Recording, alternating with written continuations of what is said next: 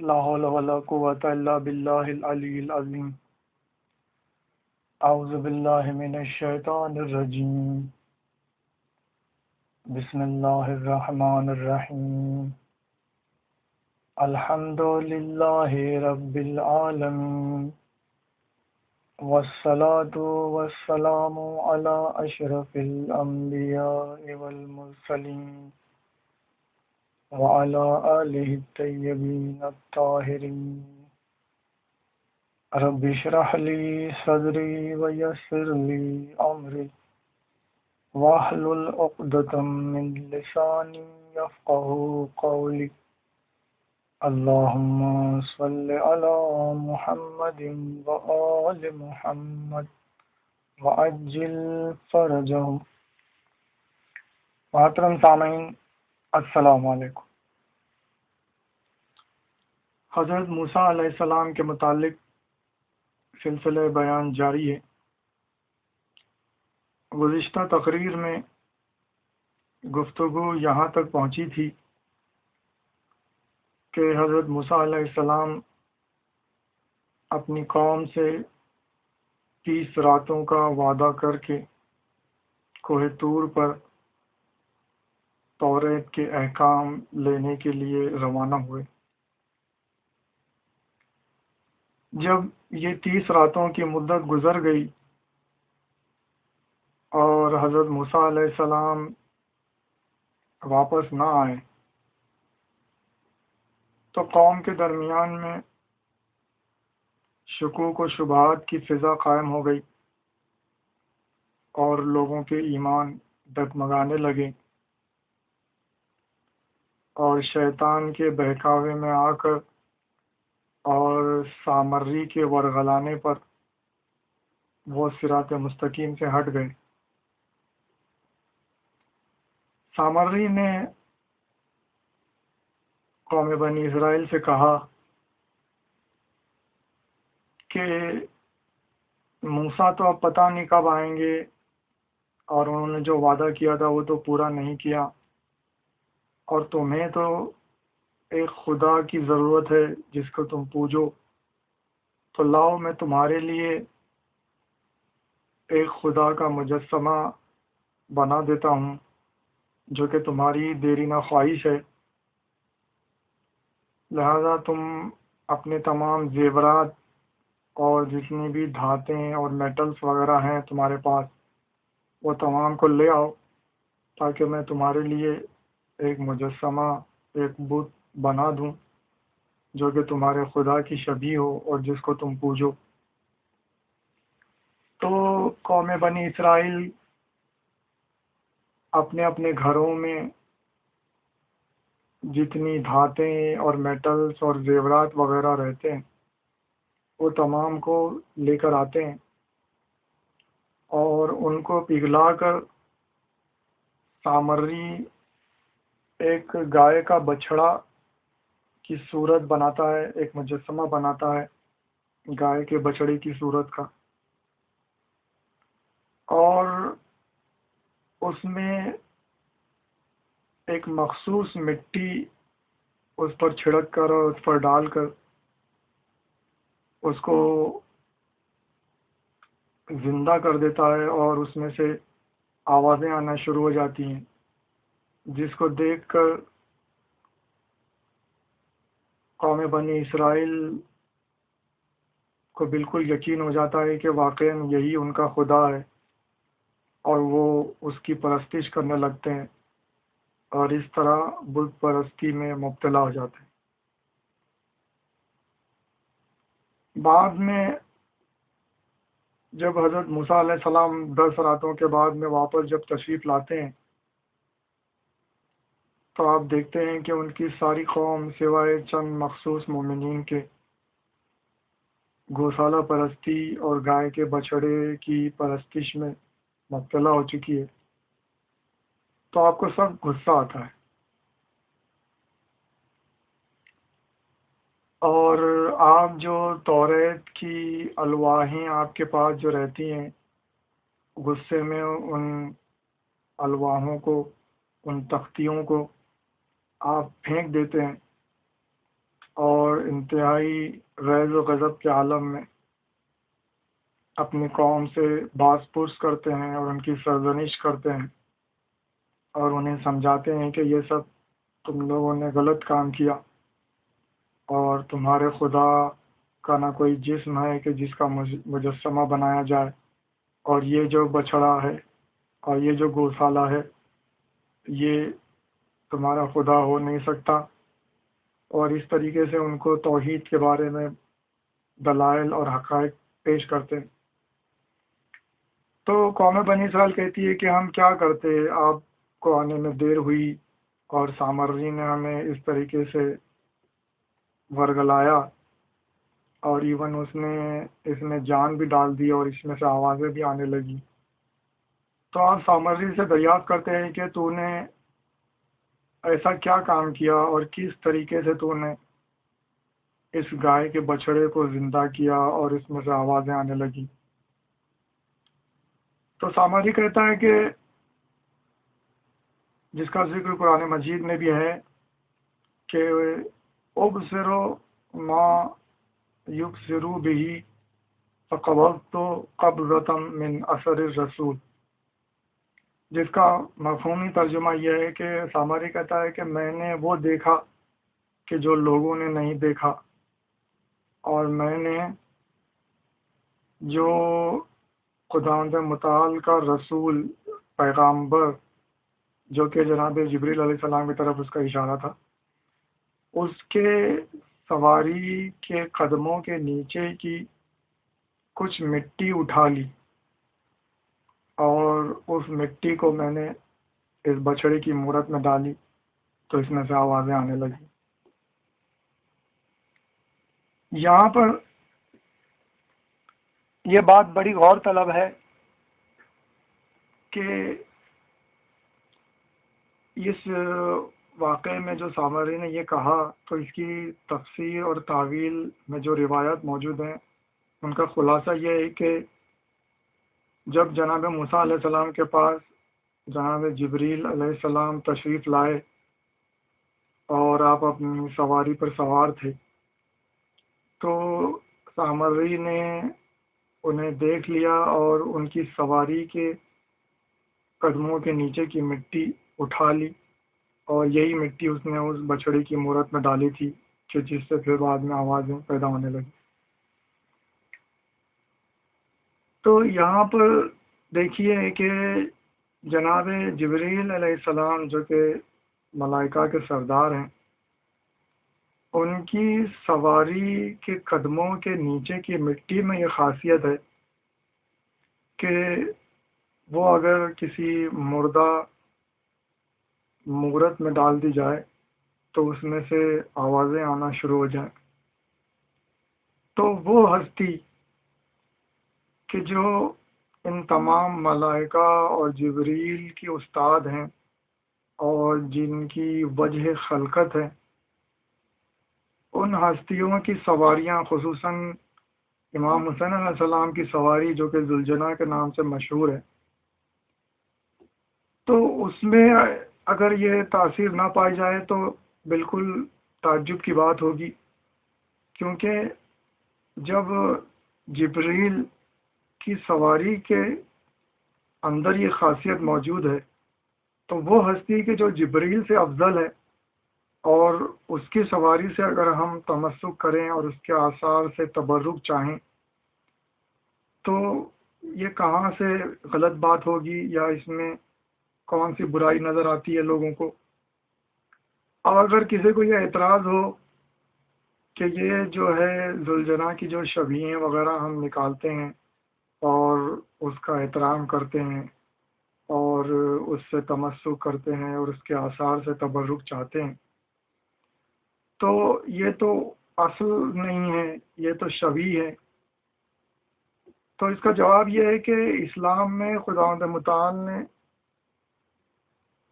اکثر اور خاص طور پر حج کے ارکان کے دوران میں ہمیں اصل کی شبیہ سے متمسک ہونے اور اس کے آثار سے تبرک حاصل کرنے کا درس دیا ہے۔ چنانچہ حج کے ارکان میں جب ہم مقام ابراہیم کے پیچھے 2 رکعت نماز پڑھتے ہیں تو یہ مقام ابراہیم جو ہے جس پر جو کہ ایک پتھر ہے اور اس پتھر پر حضرت ابراہیم علیہ السلام کے قدموں کے نشان، تو یہ کوئی واقعاً اور حقیقتاً اور اصل میں جناب ابراہیم علیہ السلام کے قدم تو نہیں ہے، بلکہ ان کے قدموں کے نشان ہیں، ان کے قدموں کی شبیہ ہے جو کہ اس پتھر پر اس کا نقش ثبت ہو گیا اور موجود ہے۔ یہ ایک پہلی مثال ہے کہ جس میں ہمیں ایک اصل کی شبیہ سے متمسک ہونے اور اس کا احترام کرنے کا درس دیا گیا ہے، مقام ابراہیم جو کہ جناب ابراہیم علیہ السلام کے قدموں کے نشان اس پر ہیں، اور حقیقتاً اور واقعاً اور اصل میں جناب ابراہیم علیہ السلام کے قدم وہاں پر موجود نہیں ہیں، بلکہ آپ کے قدموں کے نشان موجود ہیں جو کہ آپ کے قدموں کی شبیہ کے طور پر وہ چیز موجود ہے آج تک۔ اس کے علاوہ جب ہم مینا میں جو 3 شیطانوں کو پتھر مارتے ہیں تو وہ 3 شیطان بھی اصلی شیطان تو ہیں نہیں، ان اصلی شیطانوں کی شبیہ ہے کہ جو جناب ابراہیم علیہ السلام کے سامنے آئے تھے اور آپ کو بہکانا چاہا تھا۔ تو یہ بھی ایک دوسری مثال ہے کہ جب ہم مینا میں رمی الجمرات کرتے ہیں اور 3 شیطانوں کو جو کنکریاں مارتے ہیں تو یہ تینوں شیطان بھی جو ہیں وہ دراصل شبیہ ہیں ان شیطانوں کی کہ جو جناب ابراہیم علیہ السلام کے سامنے آئے تھے اور انہوں نے آپ کو بہکانا چاہا تھا۔ پھر اس کے علاوہ یہ جو ہم عید الاضحیٰ کے موقع پر یہ جو قربانیاں کرتے ہیں، یہ جو بکریاں، دمبے، بھیڑیں وغیرہ جو ہم قربان کرتے ہیں اور ان کے عزت اور احترام کرنے کا حکم قرآن مجید میں باقاعدہ وَمَن يُعَظِّمْ شَعَائِرَ اللَّهِ فَإِنَّهَا مِن تَقْوَى الْقُلُوبِ جیسی آیت کے ذریعے نازل کیا گیا ہے، کہ جس کا ترجمہ اور مفہوم یہ ہے کہ اور جو کوئی اللہ تعالیٰ کی نشانیوں کی عظمت اور اس کا احترام کرے تو یہ بے شک انسان کے دل کے تقوی کو ثابت کرتی ہے یہ بات۔ تو یہ جو دمبے ہیں، یہ جو بکریاں، یہ جو قربانی کے جانور ہیں، یہ بھی کوئی وہ اصلی دمبا تو ہے نہیں کہ جو جناب اسماعیل علیہ السلام کے لیے جنت سے آیا تھا، مگر اس کی عزت کرنے اور اس کا احترام کرنے کا حکم ہمیں قرآن مجید میں دیا گیا ہے جو کہ واقعاً اس دمبے کی شبیہ ہے جو جناب اسماعیل علیہ السلام کے لیے آیا تھا۔ لیکن آج 1400 سالوں سے ہم ان دمبوں اور ان بھیڑ اور بکریوں اور ان قربانی کے جانوروں کو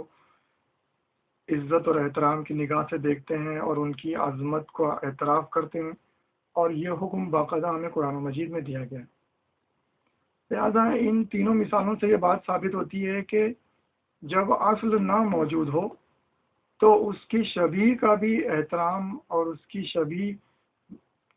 میں بھی وہی خاصیت ہے، اس کی شبیہ کا بھی وہی مقام ہے جو کہ اصل کا تھا، اور اصل کی غیر موجودگی میں شبیہوں سے متمسک ہونے اور ان کے آثار سے تبرک چاہنے کا حکم اور اس کا درس ہمیں باقاعدہ قرآن مجید میں دیا گیا، اور حج کے فریضے میں ہم کو اس کی اہمیت ثابت کی گئی۔ لہذا اسی بنیاد پر ہم ذوالجناح جو جناب امام حسین علیہ السلام کی سواری ہے اس کی عزت اور اس کا احترام کرتے ہیں اور اس کے آثار سے تبرک حاصل کرتے ہیں اور اس سے متمسک ہوتے ہیں، اور یہ بنیاد تھی شبیہ کی وجہ سے، اور اس کے علاوہ یہ جس ہستی کی سواری ہے وہ ہستی اس ہستی سے بہت زیادہ افضل ہے، اور اس ہستی کی وجہ خلقت ہے اور اس ہستی کی استاد ہے کہ جس کی سواری کی قدموں کے نیچے کی مٹی میں یہ خاصیت ہے کہ جس کا ذکر باقاعدہ قرآن شریف میں آیا ہے کہ جو ایک مردہ مورد میں جان ڈال دے اور اس میں سے آوازیں پیدا ہونے لگ جائیں۔ لہذا یہ سامری کے واقعے میں یہ ایک اہم اور مفید نتیجہ تھا کہ جس کا ذکر مناسب تھا۔ اب یہاں پر جناب موسیٰ علیہ السلام اپنے بھائی جناب ہارون علیہ السلام سے بھی سختی سے محاسبہ کرتے ہیں، اور آپ کی داڑھی اور آپ کے پیشانی کے بالوں کو پکڑ کر غصے میں کھینچتے ہیں اور آپ سے سوال کرتے ہیں کہ میں نے تمہیں اپنے پیچھے اپنی قوم میں خلیفہ بنایا تھا، تو تم نے کیوں نہ ان کا دھیان رکھا اور کیوں نہ انہیں گمراہی سے باز رکھا؟ تو جناب ہارون علیہ السلام ارشاد فرماتے ہیں کہ یبن امہ ان القوم استضعفونی وقعدوا یقتلوننی، یہ اس باقاعدہ ان آیات میں سے ایک آیت کا ٹکڑا ہے جن کا مفہوم یہ ہے کہ جناب ہارون علیہ السلام یہ جواب دیتے ہیں کہ اے میرے ماجائے، آپ میری نہ داڑھی کھینچیے نہ میرے پیشانی کے بال کھینچیے، اور میں نے تو انہیں بہت سمجھایا لیکن یہ گمراہی پر آمادہ تھے، اور نوبت یہاں تک پہنچ چکی تھی کہ اگر میں مزید زور دیتا تو قوم میں فتنہ و فساد پھیل جانے کا ڈر تھا، اور اس قوم نے مجھے بالکل کمزور کر دیا تھا اور قریب تھا کہ یہ مجھے قتل کر دیتے۔ یعنی جناب ہارون علیہ السلام نے اپنی پوری کوشش کی تھی، لیکن چونکہ آپ کے ساتھ میں مخلص مومنین کی انتہائی قلیل تعداد تھی اور قوم بنی اسرائیل کی اکثریت گمراہ ہو چکی تھی اور گوسالہ پرستی میں مبتلا ہو چکی تھی، لہٰذا آپ کے سمجھانے بجھانے کا اس قوم پر کوئی اثر نہ ہوا۔ الٹا نوبت یہاں تک پہنچ گئی تھی کہ اگر آپ مزید اصرار کرتے تو آپ کی قوم آپ کو قتل کر دیتی، جس کا اظہار آپ نے باقاعدہ اس قرآن آیت میں کیا کہ ان القوم استضعفونی، کہ بے شک اس قوم نے مجھے ضعیف کر دیا، وقعدوا یقتلوننی، اور قریب تھا کہ یہ مجھے قتل کر دے۔ چنانچہ انہی آیات کی تفسیر و تشریح کرتے ہوئے علامہ وحید الدین خان صاحب نے اپنی تفسیر تذکیر القرآن میں یہ عبارت درج کی ہے جس کا مفہوم یہ ہے کہ اکثر ایسا ہوتا ہے کہ قوم میں باہمی خونریزی سے بچنے اور فتنہ و فساد سے بچنے کے لیے صلح صفائی کی ضرورت محسوس ہوتی ہے اور مصالحت کر لینا بہتر ہوتا ہے، حتیٰ کہ شرک جیسے قبیح اور سب سے بدترین گناہ جیسے گناہ کے معاملے میں بھی شرک سے مصالحت بھی اگر ضروری ہو تو وہ بھی کر لینی چاہیے، اور جو کہ جناب ہارون علیہ السلام نے کیا، تاکہ قوم میں باہمی خونریزی نہ ہو اور فتنہ و فساد نہ ہو۔ گو کہ اگر اس امر سے بچنے کے لیے اور اس گمراہی اور تباہی اور فساد اور خونریزی سے بچنے کے لیے اگر حتیٰ کہ شرک سے بھی اگر مصالحت کر لینی پڑے تو کر لینی چاہیے، جو جیسا کہ جناب ہارون علیہ السلام نے کیا۔ لہذا اسی بات کو ہم نے اپنی کسی ایک گزشتہ تقریر میں تفصیل سے بیان کیا ہے، یہاں پر بس مختصراً اس کا نتیجہ پیش کر کے ہم آگے بڑھ جائیں گے۔ تو جیسا کہ ہم بتا چکے ہیں کہ حضرت صلی اللہ علیہ وسلم نے حضرت علی علیہ السلام کو جناب ہارون علیہ السلام سے تشبیہ دی ہے، اور آپ نے یہ مشہور حدیث منزلت ارشاد فرمائی ہے، جو کہ غزوہ تبوک کو جاتے ہوئے آپ نے یہ ارشاد فرمائی تھی حدیث، کہ جس کا ذکر صحیح بخاری میں بھی ہے کہ یا علی انت منی بمنزلت ہارون من موسیٰ الا لا نبی بعد، کہ اے علی تمہاری منزلت اور تمہارا مقام میرے نزدیک ویسا ہی ہے جیسا کہ جناب ہارون کا جناب موسیٰ علیہ السلام کے لیے تھا۔ لہذا ان حدیثوں سے یہ بات ثابت ہوا کہ جناب حضرت علی علیہ السلام جناب ہارون کی شبیہ تھے، اور یہ جناب ہارون اور جناب موسیٰ علیہ السلام کے واقعے سے یہ بات ثابت ہوئی کہ حتیٰ کہ شرک جیسے چیز سے بھی مصالحت اگر ضروری ہو تو قوم میں باہمی خوریزی اور فتنہ و فساد سے بچنے کے لیے وہ کر لینی چاہیے۔ لہذا یہی وجہ ہے کہ حضرت علی علیہ السلام نے حضرت صلی اللہ علیہ وسلم کی رحلت کے بعد جب خلافت و امامت آپ سے چھن گئی تو آپ نے صبر و سکوت کا مظاہرہ کیا اور قوم میں فتنہ و فساد اور خونریزی جیسی تباہی سے قوم کو بچانے کے لیے آپ نے خاموشی اختیار کی اور بزور شمشیر اپنا حق نہیں لیا اور صبر و سکوت کا مظاہرہ کیا اور خلفاء سے مصالحت کر لی۔ لہذا وہ حضرات جو یہ اعتراض کرتے ہیں کہ آپ نے کیوں نہ بزور شمشیر اپنا حق لے لیا اور آپ کے صبر و سکوت اور مصالحت کو ان خلفاء کے حق پر ہونے کے لیے دلیل قرار دیتے ہیں، ان کے لیے ان حدیثوں اور ان آیتوں کی تفسیر و تعویل اور ان حقائق و نتائج کے اندر انتہائی واضح اور روشن حق کی نشانی موجود ہے اگر وہ ٹھنڈے دل و دماغ سے غور کریں۔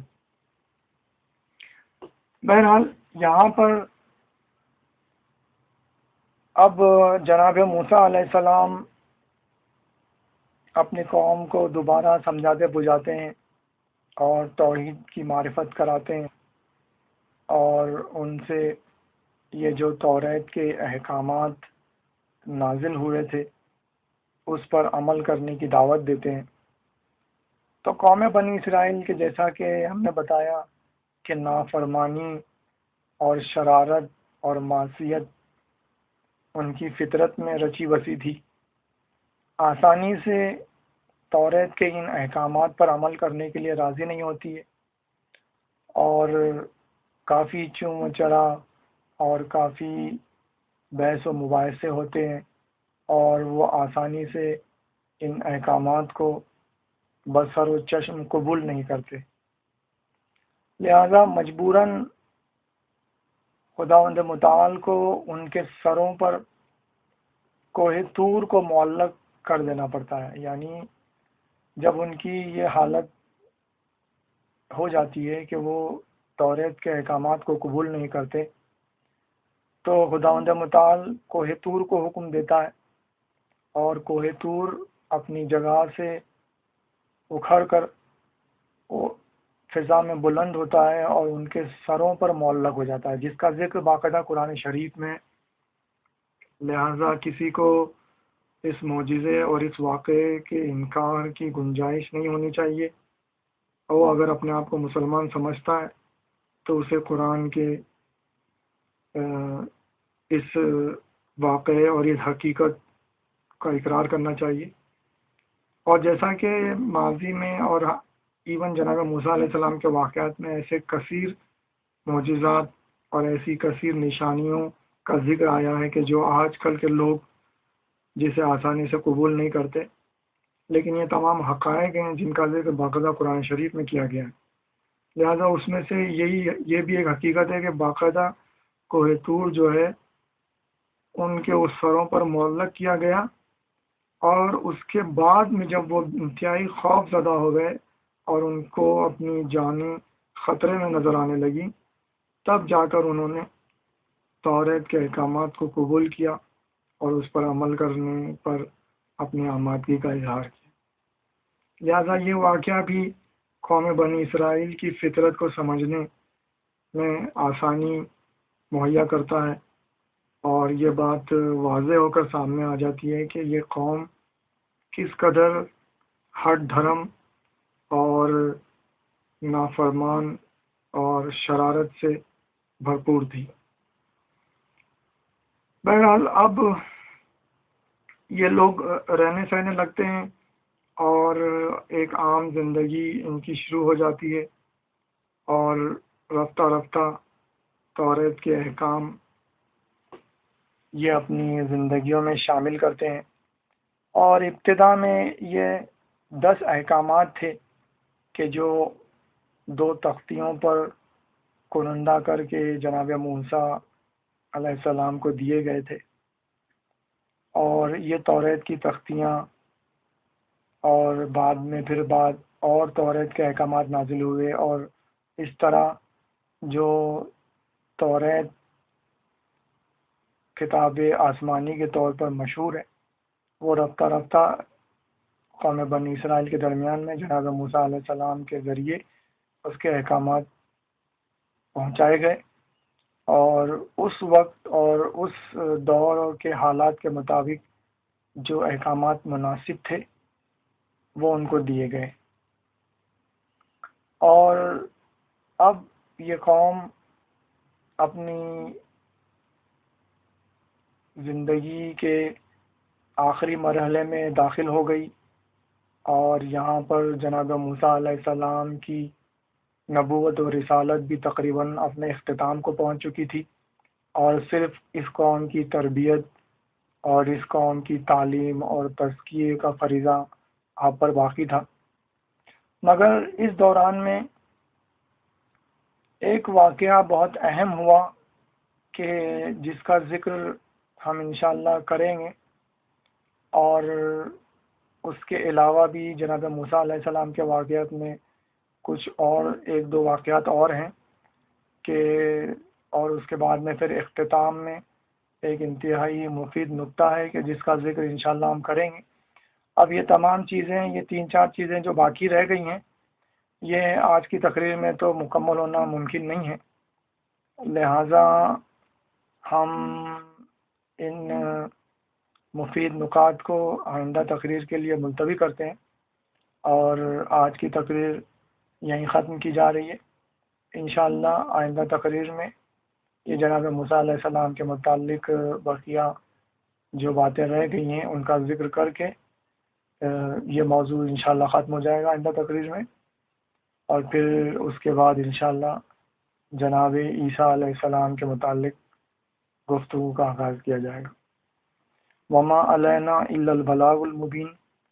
والحمد للہ رب العالمین،